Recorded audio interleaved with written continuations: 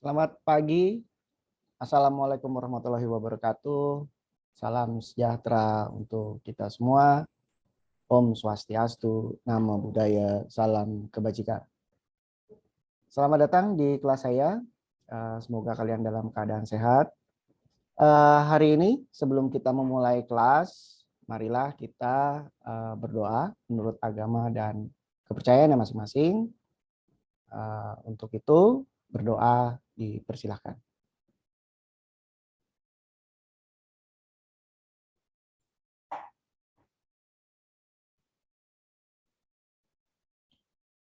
Baik, terima kasih. Semoga perkuliahan kita hari ini lancar dan tidak kurang satu apapun. Semoga juga kalian dalam keadaan sehat dan semangat, tetap semangat di dalam menjalani perkuliahan kita hari ini. Baik, hari ini kita akan bicara tentang demokrasi dari sudut pandang bangsa Indonesia. Nah, demokrasi itu sendiri memiliki arti dan memiliki banyak persepsi, walaupun kita secara kebangsaan ini memiliki arti khusus tentang apa itu demokrasi. Nah, selain itu nanti kita juga akan melihat sejarah demokrasi kita di Indonesia itu bagaimana, kemudian juga bentuk demokrasi kita seperti apa. Dan kita akan juga melihat lintasan sejarah demokrasi di Indonesia ya dari tahun 1955 sampai dengan saat ini. Baik, demokrasi itu sendiri secara harafiah menurut bahasa Yunani ya. Kenapa Yunani? Karena di sanalah banyak ilmu-ilmu yang lahir di Yunani. Nah, demokrasi memiliki dua unsur kata, yaitu demos dan kratos. Nah, demos sendiri memiliki arti yaitu rakyat, sedangkan kratos merupakan pemerintahan. Nah, demokrasi menurut para ahli ya, ini kita sebut Abraham Lincoln, salah satu presiden Amerika Serikat, yang menyatakan bahwa demokrasi adalah pemerintahan dari, oleh, dan untuk rakyat. Nah, sedangkan Costello atau Charles Costello ini mendefinisikan bahwa demokrasi adalah sistem sosial dan politik pemerintahan dengan kekuasaan-kekuasaan pemerintahan yang dibatasi. Nah, dibatasi, apanya yang dibatasi? Yang dibatasi adalah ruang gerak pemerintahnya melalui apa? Melalui hukum dan kebiasaan untuk melindungi hak-hak perorangan warga negara. Nah, kemudian di di Indonesia ini ada Kuncoro Purbo Pranoto ini mendefinisikan demokrasi adalah negara yang pemerintahannya dipegang oleh rakyat. Nah, hal ini berarti suatu sistem di mana rakyat diikutsertakan dalam pemerintahan negara. Nah, barulah salah satu ahli juga, yaitu Harry Schultz, yang menyatakan bahwa demokrasi adalah pemerintahan rakyat, karena itu kekuasaan melekat pada rakyat. Nah, pengertian-pengertian ini pada intinya adalah menyatakan bahwa demokrasi atau suatu negara yang menjalankan sistem kedemokrasian artinya mengikut sertakan rakyatnya dalam mengelola negara. Nah, mengelola negara ini artinya bukan secara langsung tetapi secara tidak langsung.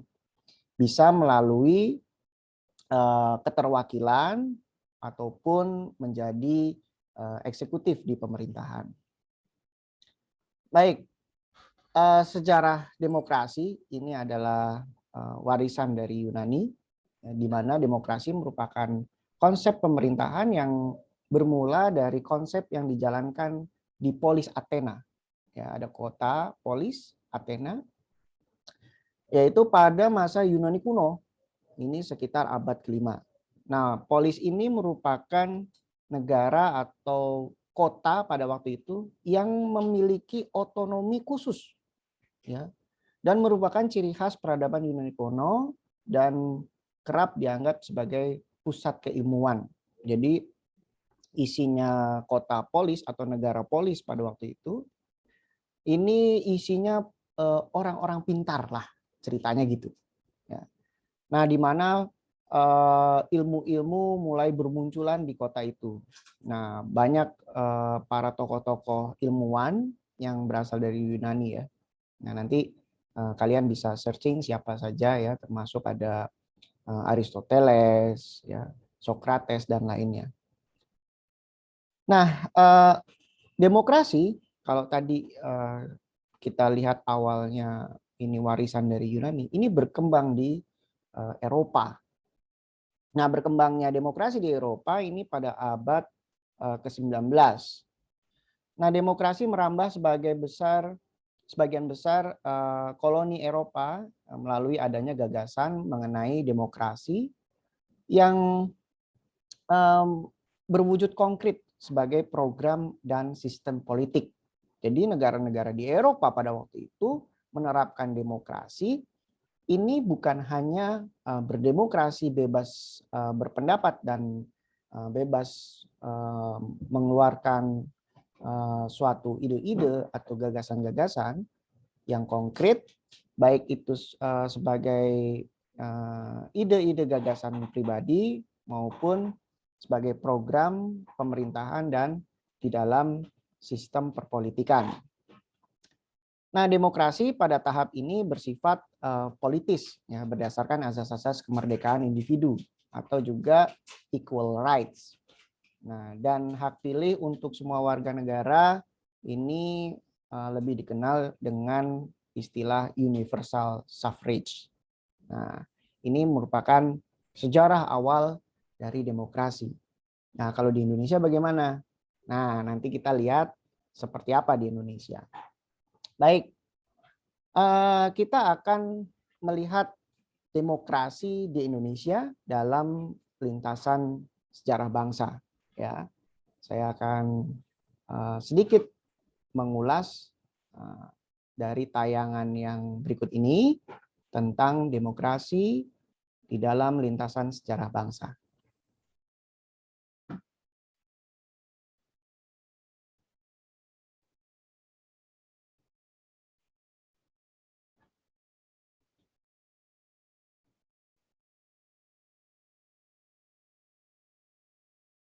Baiklah, itu tadi salah satu cuplikan video mengenai demokrasi dalam lintasan sejarah bangsa Indonesia. Nah, untuk lebih jelasnya saya akan sedikit mengulas tentang apa yang tadi sudah ditayangkan di dalam video, bahwa perkembangan demokrasi di Indonesia ini dimulai dari tahun 1945, di mana demokrasi di Indonesia ini menganut demokrasi presidensial atau presidensial, ya, secara sistem kepemerintahan. Nah, kemudian berkembang setelah menganut demokrasi presidensial di tahun 1946 sampai dengan 1949, Indonesia memilih sistem pemerintahannya menjadi semi parlementer. Artinya ada keterwakilan, ya, di dalam pemerintahan negara, yaitu melalui Dewan Perwakilan. Ya. Nah, kemudian lanjut ke tahun 1949 sampai dengan 1950, ini menganut demokrasi parlementer murni, yaitu demokrasi liberal. Tetapi hal ini hanya berlaku sebentar saja ya, hanya 1 tahun ya, demokrasi liberal. Nah, kemudian berubah lagi sistem demokrasi kita dari tahun 1950 sampai dengan 1959 ini kita menganut sistem parlementer kabinet ya, dengan demokrasi liberal yang masih bersifat semu. Jadi walaupun kita sudah menganut sistem parlementer kabinet, tetapi sebetulnya masih ada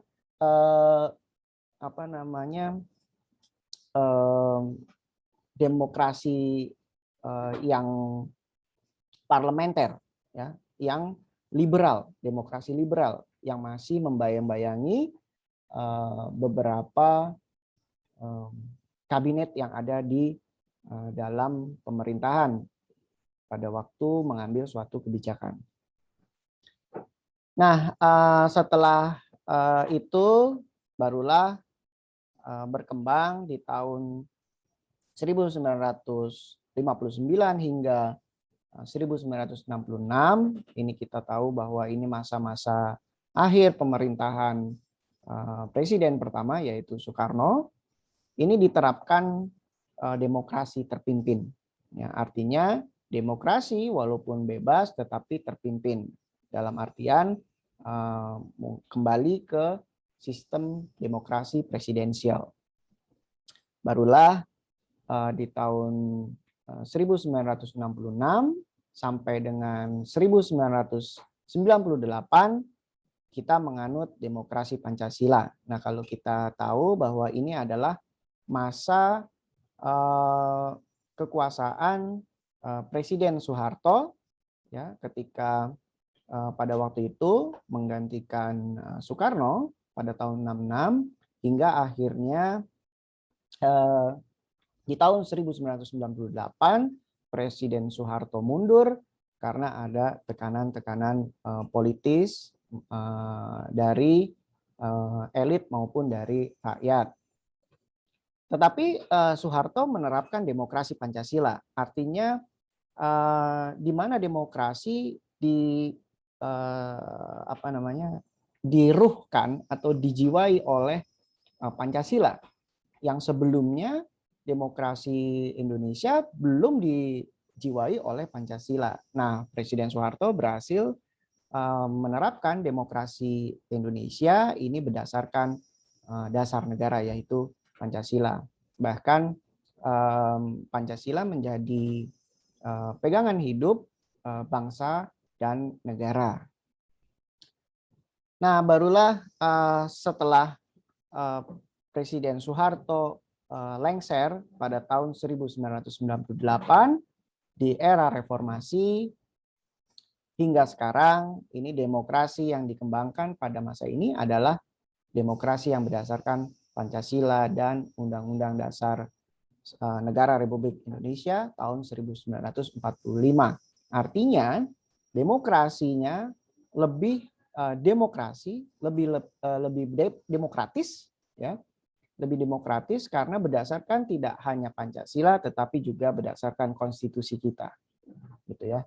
Nah, inilah perkembangan demokrasi di Indonesia. Nah, yang seperti apa Indonesia saat ini? Nah, nanti kita lihat. Ketika kita bicara tentang demokrasi, maka secara harafiahnya bahwa kita bebas mengeluarkan pendapat, mengeluarkan gagasan, ide-ide, bahkan bebas berbicara. Namun hal ini menjadi tidak baik ketika bila demokrasi diterapkan menjadi kebablasan atau demokrasi yang berlebihan. Nah, demokrasi yang berlebihan kita akan cenderung mengarah kepada demokrasi liberal, artinya bebas sebebas-bebasnya. Sedangkan demokrasi yang kita anut di Indonesia adalah bukan demokrasi liberal, tetapi demokrasi yang berdasarkan dasar negara, ideologi negara, yaitu Pancasila. Dan juga Undang-Undang Dasar Negara Republik Indonesia tahun 1945 sebagai konstitusi. Jadi kalau kita lihat demokrasinya Indonesia adalah sesuai dengan sesuai dengan Pancasila, sila keempat, ya, kerakyatan yang dipimpin oleh hikmat kebijaksanaan, dalam permusyawaratan perwakilan. Begitu juga penjabaran Pancasila yang ada di dalam konstitusi kita, ini banyak yang mengedepankan sisi-sisi demokrasi yang sesuai dengan penjabaran dari dasar negara, yaitu Pancasila. Jadi demokrasi ini merupakan hal yang tidak bisa kita tawar, hal yang harus kita jalankan dalam kehidupan berbangsa, bernegara, maupun di kehidupan sehari-hari. Dengan catatan bahwa demokrasi Indonesia adalah demokrasi yang Pancasila dan demokrasi yang sesuai dengan konstitusi. Ya, itu kira-kira yang bisa saya sampaikan tentang perkembangan demokrasi di Indonesia. Nah, bentuk demokrasi yaitu ada langsung dan tidak langsung. Ya, bagaimana yang langsung? Nah, bentuk demokrasi yang langsung merupakan suatu bentuk demokrasi di mana setiap rakyat memberikan suara atau pendapat dalam menentukan suatu keputusan. Ya, contohnya pemilu. Ya, kemudian ada juga demonstrasi atau unjuk rasa. Ya, dan juga pemilihan kepala desa. Ya, itu juga merupakan bentuk demokrasi secara langsung. Nah, bagaimana yang tidak langsung? Nah, ini tadi di awal kita sudah singgung sedikit ya, demokrasi itu ada yang langsung, ada yang tidak langsung. Nah, yang tidak langsung adalah melalui perwakilan atau keterwakilan, di mana seluruh rakyat memilih perwakilan ya, melalui pemilu untuk menyampaikan pendapat dan mengambil keputusan bagi mereka. Ini ya, contohnya ketika pemilu ya, kita memilih wakil-wakil rakyat ya, atau anggota legislatif ya, atau juga kita saat ini juga sudah menerapkan pemilihan presiden secara langsung ya. Ini contohnya adalah yang tidak langsung pembuatan undang-undang, kemudian ada pemilihan ketua umum Dewan Perwakilan Rakyat, pemilihan ketua rukun tetangga, kemudian pemilihan majelis perwakilan rakyat, dan juga pemilihan Dewan Pertimbangan Daerah atau DPD, atau lebih dikenal secara keilmuan yaitu senator. Baik, inilah bentuk demokrasi secara langsung maupun yang tidak langsung. Nah, kalau tadi saya sempat bicara tentang dampak demokrasi di Indonesia, kalau terlalu berlebihan maka ada dampak-dampak yang terjadi di negara kita. Nah, ini salah satu pernyataan Presiden Joko Widodo pada tahun 2017 tentang dampak demokrasi di Indonesia yang berlebihan. Mari kita bersama untuk melihat tampilan video yang saya akan paparkan.